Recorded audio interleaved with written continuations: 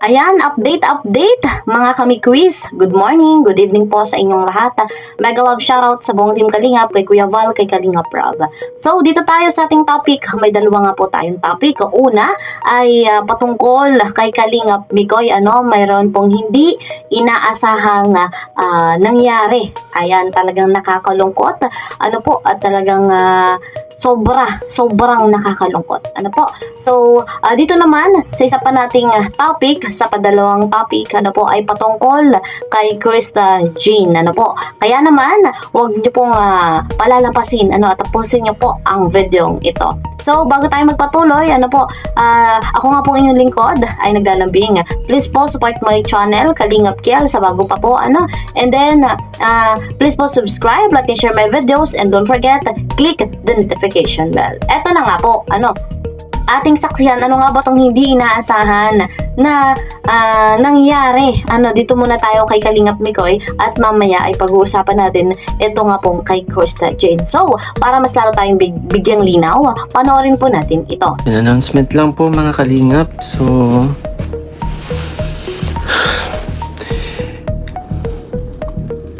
ikanalulungkot ko pong ipaalam sa inyo. Lahat po kami nagulat. Kasama ko mga Papa Balls kanina nung malaman namin, which is galing kami sa vlog kanina po, yung nakagawian po namin na every end of the month nagba-vlog kami. Tapos after that, magkakasama pa rin kami. Yun, bigla namin nabalitaan po. Yun mga Kalingap, sa mga sumusubaybay po sa aking charity vlogs, yun, ikinalulungkot ko pong ipaalam, kung makikilala nyo po, kung matatandaan nyo po, yung bata pong binavlog ko na yun nga po, si Natalie, yung may epilepsy, ay sumakabilang buhay na po ngayong gabi lang.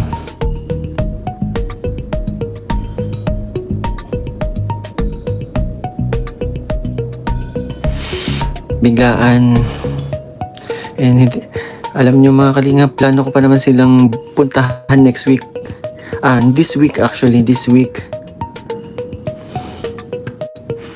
para yun nga, hinintay ko lang umuwi si Tonet dito sa Daet, kaya hindi ko sila binlag muna nitong and okay pa naman sana si Natalie, may supply ng gatas, diba? Kaya wala namang problema kahit hindi muna natin bisitahin. Pero nagulat ako, nakita ko na lang na may nagbalita sa amin na wala na daw si Natalie.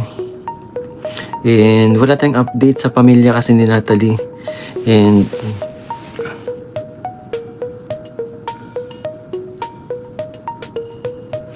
so yun nga, plano ko pa naman sana silang puntahan ngayong week para yun nga, kumustahin.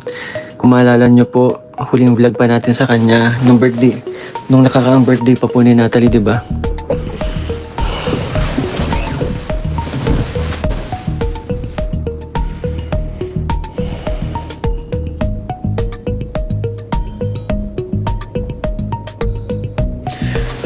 Huling vlog natin sa kanya, yun na pala yung magiging huli, kung saan si Natalie ay nakita natin ngumiti, di ba?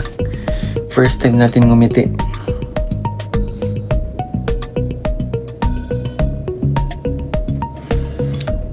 And yun, ako po'y bibisita siguro po sa susunod na araw. Ano bang araw ngayon? Tuesday na ngayon, madaling araw ng Tuesday. Siguro bukas na lang po.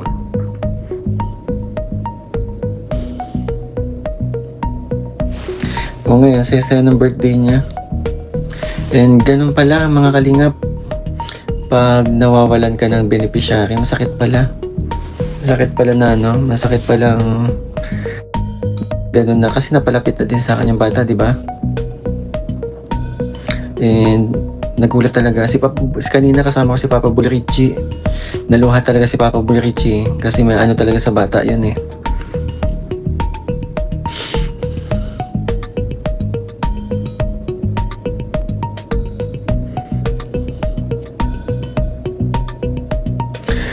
And di ba kung matatandaan nyo po,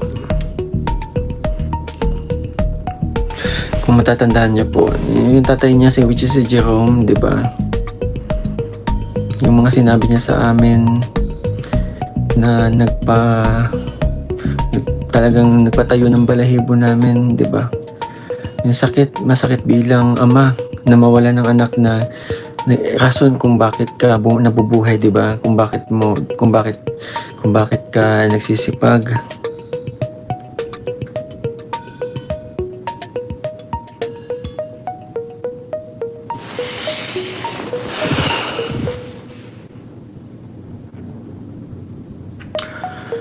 Nakakalungkot lang isipin, di ba, na hindi na pala natin, huling vlog na pala natin kay Natalie yun. And yun nga daw, dinala daw sa hospital si Natalie kasi hindi bumababa yung lagnat, pero yun nga, parang unconscious na nga daw po, pero may oxygen pa hanggang sa nawala na daw po ng hininga. Ngayon ko lang nalaman, wala kasi tayong balita kung ano. Yun nga Ate Alma, nakaka vlog natin, di ba? Ang saya ni Natalie, ang lakas niya at ang sigla. Ngumiti pa nga sa last vlog natin.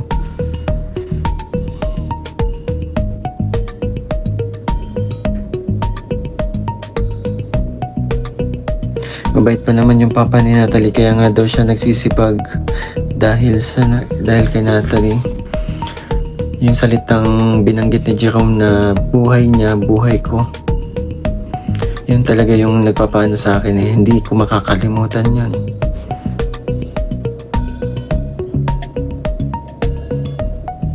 So ayun guys, credit nga po kay Kalingap Mikoy, nakikiramay tayo doon po sa pamilya ng beneficiary ni Kalingap Mikoy, kung saan yung beneficiary niya nga pong si Natalie ay pumanaw na.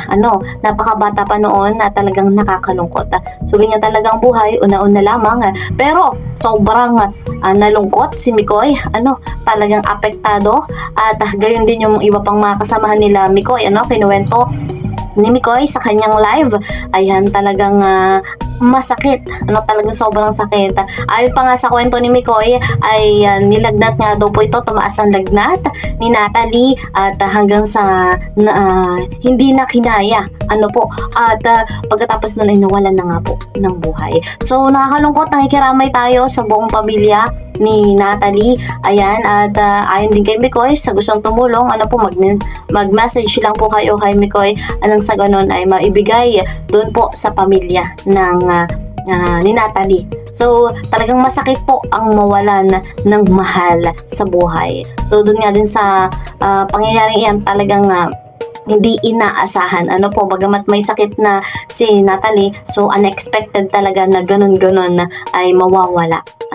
So, eto naman kay Krista Jane, ano nga bang update? Talagang napakasipag na bata ni Krista sa kanyang pag-aaral, Lagi pa ring hatid ng kanyang ama, ayan, sa kanyang pagpasok. At kita naman natin, very active sa school, napakatalino, napakaganda, ayan, at hindi nakakapanghinayang tulungan. Very talented ang batang iyan. Kaya naman, sa naghihintay na i-vlog di Kalingap Rob si Krista, ayan, abang-abang lang tayo, dahil baka kasama na dyan yung pagpapagawa ng bahay ni Krista. Wow, talagang bongga, Kaya po, sa channel ni Kalingap Rob, wala tayong ibang gagawin kundi nga po ay patuloy tayong umantabay. Masayang-masaya tayo mga kami-quiz dahil nga magandang balita iyan, sapagkat malapit nang masimulan, ang bahay ni Krista Jane. Hindi yan may isa sa kutuparan kung wala po si Kuya Val, si Kalingap Rob. Syempre, ang mga sponsor, ayan, hindi makikilala si Krista kung wala sina Kuya Val. Hindi makikilala si Krista ng mga sponsor kung wala po si Kuya Val at si Kalingap Rob. So very thankful nga si Krista sa mga kaganapan sa kanyang buhay, sa pagbabago na naganap. Ayan, syempre ang magulang din ni Krista, very thankful. Supportahan natin yung channel ni Papa Junel, and of course supportahan din natin ang buong Team Kalingap. Si Mikoy, sa kanyang ginagawang pag-charity, alam naman natin na napakadami niyang beneficiary. Supportahan din natin si Kalingap Rob, si Kuya Bal. At ako yung lingkod, muli Kalingap Kel. Hanggang dito na lamang. See you po sa next video. Mag-ingat po kayo palagi. God bless everyone. God bless Team Kalingap. Bye!